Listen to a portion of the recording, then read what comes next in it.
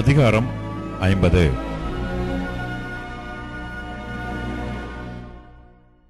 கர்த்தர் தீர்க்கதரிசியாகிய எரேமியாவைக் கொண்டு பாபிலோனுக்கும் கல்தேயர் தேசத்துக்கும் விரோதமாக உரைத்த வசனம்.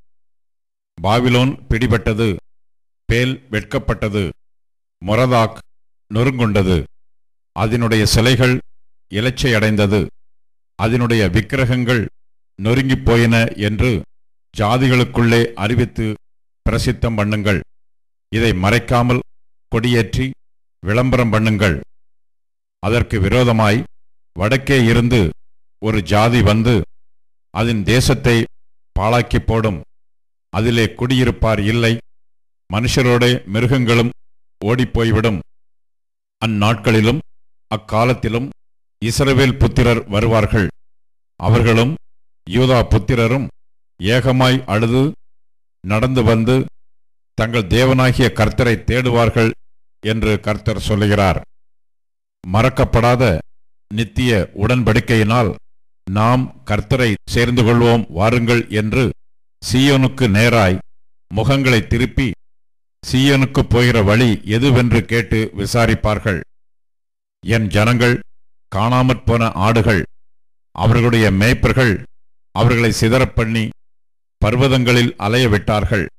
ஒரு மலையிலிருந்து மறுமலைக்கு போனார்கள், தங்கள் தொழுவத்தை மறந்து விட்டார்கள். அவர்களை கண்டுபிடித்தவர்கள் எல்லாரும் அவர்களை பட்சித்தார்கள். அவர்களுடைய சத்துருக்கள் எங்கள் மேல் குற்றமில்லை, அவர்கள் நீதியின் வாசஸ்தலத்திலே கர்த்தருக்கு விரோதமாக தங்கள் பிதாக்கள் நம்பின கர்த்தருக்கு விரோதமாகவே பாவம் செய்தார்கள் என்றார்கள். பாபிலோனின் நடுவிலிருந்தோடி கல்தேயரின் தேசத்தை விட்டு புறப்பட்டு மந்தையின் முன் நடக்கும் கடாக்களைப் போல் இருங்கள். இதோ, நான் பாபிலோனுக்கு விரோதமாக வடதேசத்தில் இருக்கும் பெரிய ஜாதிகளின் கூட்டத்தை எழுப்பி அதை வரப்பண்ணுவேன். அவர்கள் அதற்கு விரோதமாக ஆயத்தம் பண்ணுவார்கள். அங்கே இருந்து வருகிறவர்களால் அது பிடிக்கப்படும்.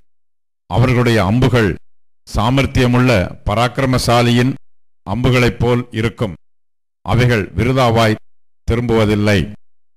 கல்தேயா கொள்ளையாகும், அதை கொள்ளையிடுகிறவர்கள் எல்லாரும் பரிபூரணமடைவார்கள் என்று கர்த்தர் சொல்லுகிறார். என் சுதந்திரத்தை கொள்ளையிட்ட நீங்கள் சந்தோஷித்தீர்களே, களி கூர்ந்தீர்களே. புல் மேய்ந்து கொளுத்த கடாரியைப் போல் பூரித்து வலிய ரிஷபம் போல் முக்காரம் போடுகிறீர்களே. உங்கள் தாய் மிகவும் வெட்கி உங்களை பெற்றவள் நாணமடைவாள்.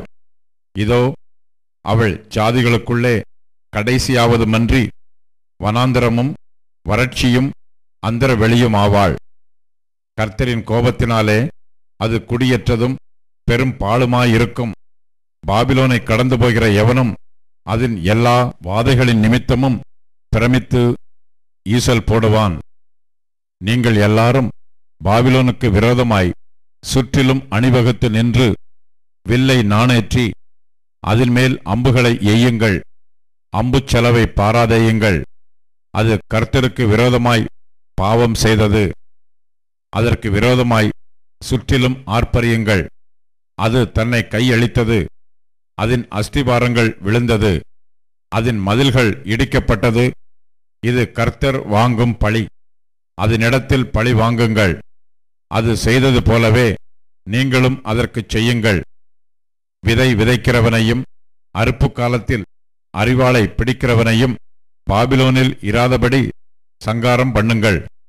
கொல்லுகிற பட்டயத்துக்கு தப்ப அவரவர் தங்கள் ஜனத்தண்டைக்கு திரும்பிக் கொண்டு அவரவர் தங்கள் தேசத்துக்கு ஓடிப்போவார்கள். இஸ்ரவேல் திரிப்பட்டு போன ஆடு, சிங்கங்கள் அதை துரத்தின. முதலில் சீரியா ராஜா அதை பட்சித்தான். கடைசியில் பாபிலோன் ராஜாவாகிய இந்த நேபுகாத் நேச்சார் அதன் எலும்புகளை முறித்தான். ஆகையால் இஸ்ரவேலின் தேவனாகிய சேனைகளின் கர்த்தர் சொல்லுகிறது என்னவென்றால், இதோ, நான் அசீரியா ராஜாவை தண்டித்தது போல் பாபிலோன் ராஜாவையும் அவன் தேசத்தையும் தண்டித்து இஸ்ரவேலை அதன் வாசஸ்தலத்துக்கு திரும்பி வர பண்ணுவேன். அப்பொழுது அது கர்மேலிலும் பாசானிலும் மேயும். எப்பிராயீமின் மலைகளிலும் கீலேயாத்திலும் அதன் ஆத்துமா திருப்தியாகும். அந்நாட்களிலும் அக்காலத்திலும் இஸ்ரவேலின் அக்கிரமம் தேடப்பட்டாலும் அது காணாதிருக்கும். யூதாவின் பாவங்கள் தேடப்பட்டாலும் அவைகள் கிடையாதிருக்கும். நான் மீதியாக வைக்கிறவர்களுக்கு மன்னிப்பேன் என்று கர்த்தர் சொல்லுகிறார். மெரதாயிம் தேசத்துக்கு விரோதமாகவும் பேகோடு குடிகளுக்கு விரோதமாகவும் நீ போய் அவர்களை துரத்தி யாவையும் பாழாக்கி சங்காரம் பண்ணி நான் உனக்கு கட்டளையிட்டபடியெல்லாம் செய் என்று கர்த்தர் சொல்லுகிறார். தேசத்திலே யுத்தத்தின் சத்தமும் மகா சங்காரமும் உண்டு. சர்வ பூமியின் சம்மட்டி எப்படி முறித்து உடைக்கப்பட்டது, ஜாதிகளுக்குள்ளே பாபிலோன் எப்படி பாழாய்ப் போயிற்று. பாபிலோனே, உனக்கு கண்ணியை வைத்தேன், நீ அதை அறியாமல் அதிலே சிக்குண்டு போனாய். நீ அகப்பட்டும் பிடிபட்டும் போனாய். நீ கர்த்தரோடே யுத்தம் கலந்தாயே. கர்த்தர் தம்முடைய ஆயுதசாலையை திறந்து தம்முடைய சினத்தின் அஸ்திராயுதங்களை எடுத்துக்கொண்டு வந்தார். இது கல்தேயர் தேசத்திலே சேனைகளின் கர்த்தராகிய ஆண்டவர் செய்கிற கிரியை. கடையாந்திரத்திலிருந்து அதற்கு விரோதமாக வந்து அதன் களஞ்சியங்களை திறந்து குவியல் குவியலாக குவித்து அதில் ஒன்றும் மீதியாகாதபடிக்கு அதை முற்றிலும் அழித்து போடுங்கள். அதன் காளைகளையெல்லாம் வெட்டுங்கள். அவைகள் கொலைக்களம் சேரக்கடவது. ஐயோ, அவர்கள் விசாரிக்கப்படும் நாள் வந்ததே. நம்முடைய தேவன் பழி வாங்கினதை, அவர் தமது ஆலயத்துக்காக பழி வாங்கினதையே சீயோனிலே அறிவிக்கும்படிக்கு பாபிலோன் தேசத்திலிருந்து தப்பி ஓடி வந்தவர்களின் சத்தம் கேட்கப்படும். பாபிலோனுக்கு விரோதமாய் வரும்படி வில் வீரரை அழையுங்கள். வில் வளைக்கிறவர்களே, நீங்கள் எல்லாரும் அதற்கு விரோதமாய் சுற்றிலும் பாளையமிறங்குங்கள். ஒருவரையும் தப்ப விடாதிருங்கள். அதன் கிரியைக்கு தக்க பலனை அதற்கு சரிக்கட்டுங்கள். அது செய்ததின் படியெல்லாம் அதற்கு செய்யுங்கள். அது இஸ்ரவேலின் பரிசுத்தராகிய கர்த்தருக்கு விரோதமாக இடும்பு செய்தது. ஆகையால் அதன் வாலிபர் அதன் வீதிகளில் விழுவார்கள். அதன் யுத்த வீரர் எல்லாரும் அந்நாளிலே சங்காரமாவார்கள் என்று கர்த்தர் சொல்லுகிறார். இதோ, இடும்புள்ளவனே, நான் உனக்கு விரோதமாக வருகிறேன் என்று சேனைகளின் கர்த்தராகிய ஆண்டவர் சொல்லுகிறார். நான் உன்னை விசாரிக்கும் காலமாகிய உன்னுடைய நாள் வந்தது. இடும்புள்ளவன் இடறி விழுவான், அவனை எடுத்து நிறுத்துவார் இல்லை. நான் அவனுடைய பட்டணங்களில் அக்கினியை கொளுத்துவேன், அது அவன் சுற்றுப்புறத்தார் எல்லாரையும் பட்சிக்கும். சேனைகளின் கர்த்தர் சொல்லுகிறது என்னவென்றால், இஸ்ரவேல் புத்திரரும் யூதா புத்திரரும் ஏகமாய் ஒடுங்குண்டார்கள். அவர்களை சிறையாக்கின யாவரும் அவர்களை விடமாட்டோம் என்று கெட்டியாய் பிடித்து கொண்டார்கள். அவர்களுடைய மீட்பரோவெனில் வல்லமையுள்ளவர். சேனைகளின் கர்த்தர் என்பது அவருடைய நாமம். தேசத்தை இளைப்பாற பண்ணுவதற்கும் பாபிலோன் குடிகளை தத்தளிக்க பண்ணுவதற்கும் அவர்களுடைய வழக்கை அவர் நடத்துவார். பட்டயம் கல்தேயர் மேலும் பாபிலோன் குடிகள் மேலும் அதனுடைய பிரபுக்கள் மேலும் அதனுடைய ஞானிகள் மேலும் வரும் என்று கர்த்தர் சொல்லுகிறார். பட்டயம் பொய்களை பிணைக்கிறவர்கள் மேலும் வரும். அவர்கள் பைத்தியக்காரராவார்கள். பட்டயம் அதன் பராக்கிரமசாலிகள் மேலும் வரும். அவர்கள் கலங்குவார்கள். பட்டயம் அதன் குதிரைகள் மேலும் அதன் ரதங்கள் மேலும் அதில் நடுவில் இருக்கிற பல ஜாதியான ஜனங்கள் யாவர் மேலும் வரும். அவர்கள் பேடிகளாவார்கள். பட்டயம் அதன் பொக்கிஷங்களின் மேலும் வரும்.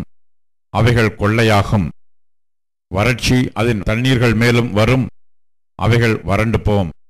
அது விக்கிரக தேசம். அருக்களிப்பான சிலைகளின் மேல் மனமயங்கி இருக்கிறார்கள். ஆகையால் காட்டு மிருகங்களும் ஓரிகளும் அதிலே குடியிருக்கும். கோட்டான்கள் அதிலே தங்கும்.